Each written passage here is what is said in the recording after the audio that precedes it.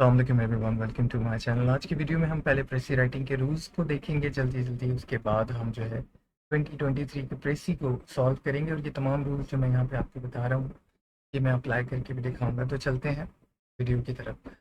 अच्छा, सबसे पहला रूल प्रेसी का ये है कि आपने पढ़ना है प्रेसी को 2 से 4 बार, ताकि आपको जो पैसेज है उसकी मीनिंग क्लियर हो जाए कि पैसेज किस बारे में है। उसके बाद आपने, जब आपको ये पता लग जाए कि पैसेज किस बारे में है, आपने अननेसेसरी इंफॉर्मेशन को निकाल देना, ड्रॉप कर देना, ठीक है। लास्ट में आपने 1/3 प्रेसी बनाना है, और जब आप 1/3 प्रेसी बना रहे होंगे तो उसमें आपने कुछ चीज़ों का ख्याल रखना है। वो ये कि keep the following 3 points in mind. A precis is 1/3 of the original, पहली बात। दूसरा, it is written in third person, ठीक है, यानी ऑथर ये सोचता है, हमने अपनी ज़ाती राय नहीं देनी। And last but not the least, a precis is written in simple and direct language. तो जितना आसान जुबान में आप लिखेंगे, यानी ऐसे वर्ड जो इक्विवोकल हो या फिर एम्बिगुअस हो, उनको आपने सिंपल जुबान में लिखना है और अपनी वर्डिंग में लिखना है। उसके बाद आपने अगर अच्छी प्रेसी लिखनी है तो सिलेक्शन आपकी, जो आपने पॉइंट्स जॉट डाउन किए हैं, वो बहुत इंपॉर्टेंट है कि आपने किस चीज़ को एम्फोसाइज किया है। दूसरा, कितना कंसाइज किया है। तीसरा, कि सीक्वेंस किस तरह से रखा है, क्लियरनेस कितनी है, और कोहेरेंस क्या है। ये तमाम चीज़ें मैं आपको लगा के दिखाता हूँ। और अच्छा, ये 2023 की precis on the question of freedom in education, there are at present 3 main school of thought. अच्छा, अब ये जो पैसेज होता है, इसको समटाइम जो सबसे इम्पोर्टेंट चीज़ होती है वो ये कि आप पैसेज को सही तरह से समझ लो कि पैसेज किस बारे में। ज़्यादातर जो इंफॉर्मेशन होती है वो टॉपिक सेंटेंस में होती है, जो कि फर्स्ट या लास्ट होता है यूजुअली। कभी कभी ये दरमियान में भी आपको मिलता है, ठीक है। तो आपने क्या करना है कि ये चीज़ ध्यान में रखनी है कि टॉपिक सेंटेंस जो है अगर आपको मिल जाता है, अगर जो है वो ऑथर ने दिया हुआ है, तो उसको ज़रूर आप समझ लें। जैसे यहाँ पे ऑथर ने दिया हुआ है, on the question of freedom in education there are at present 3 main school of thought, driving partly from differences as to ends and partly from differences in psychological theory। यानी यहाँ पे बात हो रही है फ्रीडम इन एजुकेशन की, ठीक है जी। जो कि जिसके 3 जो यूजुअली स्कूल ऑफ थॉट्स हैं, जो कि ड्राइव किए गए हैं एज टू गोल्स। अब ये इक्वोवोकल है तो as to goals, as to ends का मतलब है goals, and differences in psychological theory. तो ये सिंपल सा सेंटेंस आपका बनेगा। अच्छा, ये जो रिपीटिशन है इसको आप खत्म कर दोगे। The passage discuss 3 main school of thought on freedom in education derived from differences in goals and psychological theory. There are those who say that children should be completely free। अब जब आपने कहा 3 स्कूल ऑफ थॉट्स हैं, तो आप उनकी numbering कर सकते हो, फर्स्ट सेकंड कर सकते हो। तो ये जो अगेन ये जो वर्ड्स हैं ये प्रिसाइज हो जाएंगे। There are those who say that children should be completely free, तो हम कह सकते हैं the first advocates complete freedom for children, however bad there may be, regardless of their behavior, ठीक है।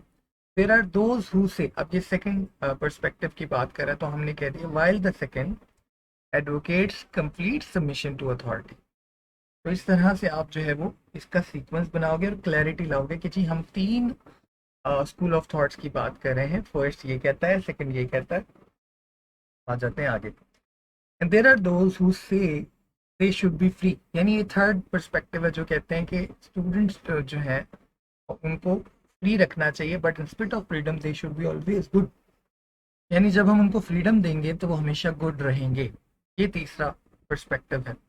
अब इस पर्सपेक्टिव के बारे में आगे ऑथर क्या कहता है, this last part is larger than it has in any original right to be, children like adults will not be virtuous if they are all free। यानी तीसरा जो पर्सपेक्टिव है वो इस हिसाब से ठीक नहीं है कि अगर हम जो है स्टूडेंट्स को फ्री कर दें तो वो लाजमी नहीं है कि उन मोरल परफेक्शन भी रहेगी उनमें। The believe that liberty will ensure moral perfection is the relic of Rousseauism and would not survive study of animal and babies. मजीद उसने बताया कि थर्ड परस्पेक्टिव जो है आउटडेटेड है। तो हमने क्या किया, यहाँ उसने ये बताया कि पहले थर्ड पर्सपेक्टिव क्या है, और फिर उसने बताया कि ये जो है वो ऑथर उससे एग्री नहीं करता। क्यों नहीं करता? क्योंकि ये आउटडेटेड है, ठीक है। और ये सारी बातें हमने यहाँ पे लिख दी, ठीक है। अब हम आ जाते हैं मजीद वो इसी बिलीफ के बारे में आगे बात करें। Those who hold this belief, यानी think that education should have no positive purpose. Again उसने उसी थर्ड पर्सपेक्टिव को एक्सप्लेन किया, तो हम बोलेंगे दिस पर्सपेक्टिव एडवोकेट्स।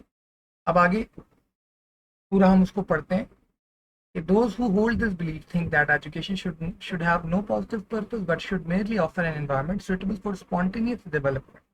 यानी जो लोग ये बिलीफ होल्ड करते हैं वो समझते हैं कि जी एजुकेशन सिर्फ एक स्पॉन्टेनियस डेवलपमेंट करती है।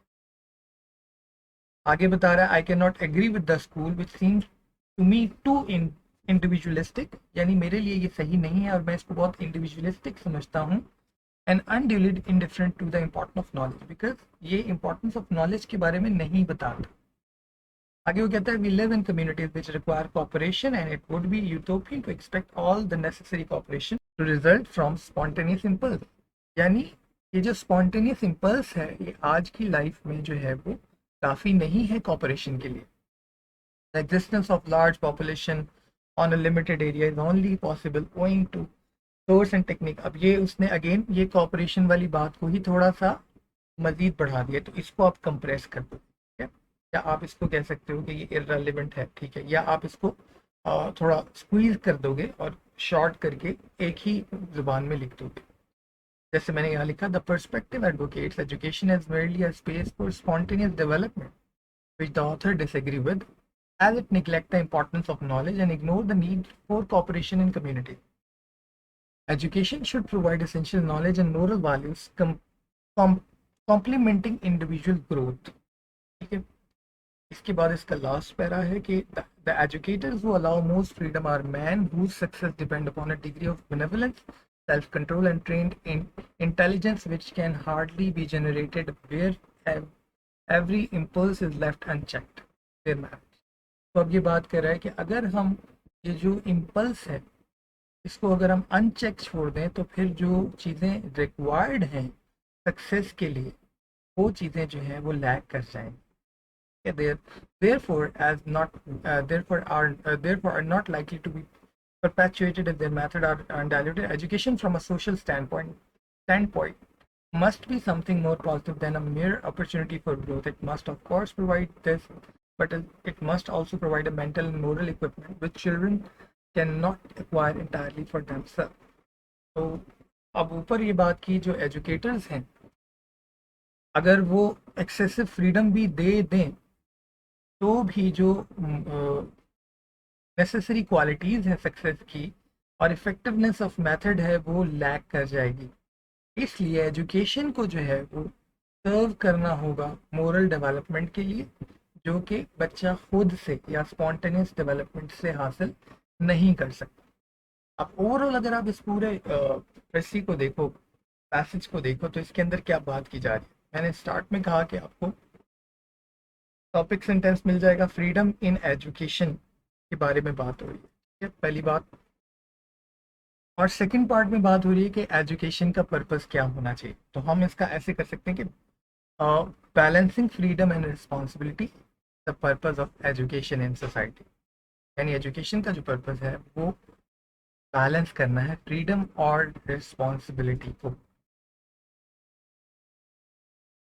तो ये थी 2023 की प्रेसी। आई ट्राई कि मैं बाकी प्रेसी भी वन बाय वन करके आप लोग के साथ शेयर करूं। कोई राय है तो ज़रूर दीजिएगा कमेंट सेक्शन में, क्योंकि ये हमारा पहला सेशन था जिसमें हमने प्रेसी राइटिंग को शेयर किया। थोड़ा तेज़ होता है तो यूजुअली आपको समझने में थोड़ी सी मुश्किल भी हो सकती है। बेहतर ये है कि आप पहले प्रेसी को पढ़ लें अगर आपके पास है, या फिर रोक के दरमियान में पढ़ते जाएं ताकि आपको आइडिया हो कि पहले आप ये देखें पढ़ के कि आपको क्या समझ आ रहा है, किस बारे में बात हो रही है। देन नीचे फिर आप उसको क्रॉस चेक कर लें कि आपकी अंडरस्टैंडिंग कितनी हो रही है।